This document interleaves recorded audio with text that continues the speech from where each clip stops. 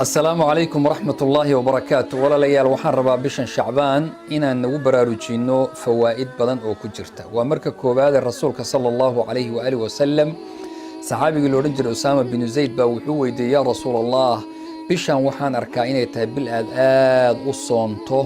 محيطة سرتا كقرصون يوحى كجراي إلا الرسول صلى الله عليه وآله وسلم عائشة وحيلاده كان يصوم شعبان كله كان يصوم شعبان إلا قليلا بش شعبان وصوم جري إن يرمؤجي ووذ الصوم جري بش شعبان مركب محيطة سرت كقرصون رسولك كجوابي صلى الله عليه وآله وسلم ويقول ذاك شهر يغفل الناس عنه بين رجب ورمضان وهو شهر ترفع فيه الأعمال إلى رب العالمين فأحب أن يرفع عملي وأنا صائم بوري صلى الله عليه وآله وسلم وحديث إمام النسائي soo saaray Sheekh Al-Albani xasan oo ka dhigay marka sirta ku qarsoon in bishan la soomo laba arimood weey waa marka koowaad waa bil dadku ay halmaansan yihiin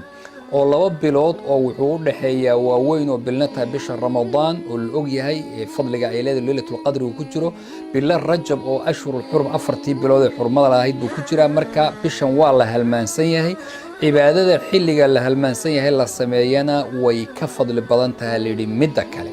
ومرك لبعض الرسول كويل وبال أعماش الله كريال ربي وحنا جعله أنا صومن إن عمل كيجا على الله كريال أيان جعله أعماش أفري لبعضك الساعة ربي والله كرياله صلاة عصر يا صلاة الصبح أي ملاك يسبدلان الله نووي ديا سيد وتكتين دت كيجي سيد كجت مادين وحيدا أن تركناهم وهم يصلون واتيناهم وهم يصلون يجوا تكنا وأتجنا يجوا تكنا وانكسوتجنا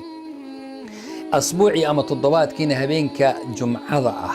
أو مالنت الجمعة اللي تكذو هبين نمذي ذا كهر رئيسا أو هبينك الجمعة اللي يراهدو أي أعماش الرب إيدنا الله كريالا سنة كنا بشن شعبان با أعماش الله كريالا هذا بقى هبين كشن يطبنك أي تاي بش شعبان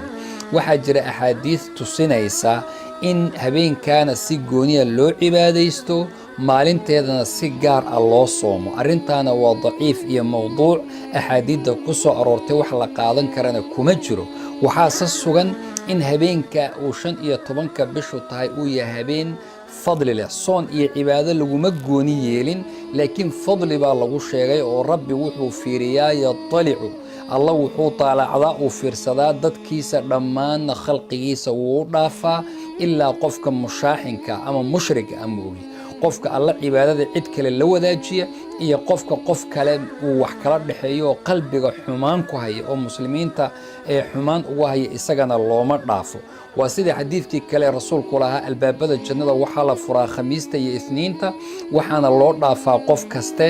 ilaa laba qof oo iyaga wax ka dhaxeeyaan waxa la leeyahay suga ilaa ay soo heshiiyaan haloo kaadiyo waxaa kaloo jira in dadku habeenka 15ka ay yiraahdaan waa habeen laylatul xugum baa la yiraahdaa wixii dhalan lahaa wixii dhiman lahaa wixii gursan lahaa wixii wax noqon lahaa oo dhan baa habeenka la kala maamulaa arrintaasna waa arrin iyada nafteedu aan jirin oo habeenka laylatul xugumka waa habeenka laylatul qadriga wuxuuna ku jiraa bisha ramadaan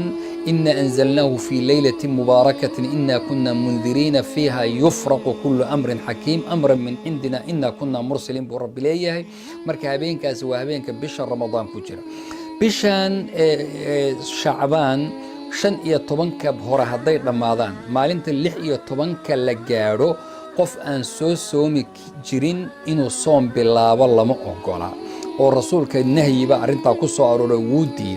لكن قفك سومي جري أما قفك إسنينتي خميسة سومي جري أما كيم أيام البيت كمال ما عاد صدق يطبنك أفر يطبنك شن يطبنك بلا هجري سومي جري أما قفك مالنا سومي جري مالنا أفر جري يوسي وضن كران إلى بشو أي كرماتو ضدك قضاها الأولى يهي هكفى إذا بشن شعبان عائشة رضي الله عنها وحي لذا كان يكون علي الصيام صوم بال يقول هانجري رسولك أيا جوجي جري sidaas daraaddeed qadaha dib bay u dhigan jirtay laakiin bisha shacbaan haddii la gaadho cidna in la suga ma aha marka qof kasta oo qado lagu lahaa oo cudurdaar u afuray sanadkii hore oo hadda cudurdaarkiisii ka baxay oo xaaladiisu caadi ku soo noqotay waa inuu soomo qofkii aan soomin aasin buu noqonaya iyo dambiile rabbi inuu u ciqaabiyo inuu u cafiyo labadaba alla ayay u taala ilaahi subxaanahu wa tacaala inagu oo nabad qabna hayna gaarsiiya ramadaan ilaahayna ramadaan hayna soo gaarsiiya rabbi acmaasheenna allah inaga aqbalo toobadana ha loo wada jeedso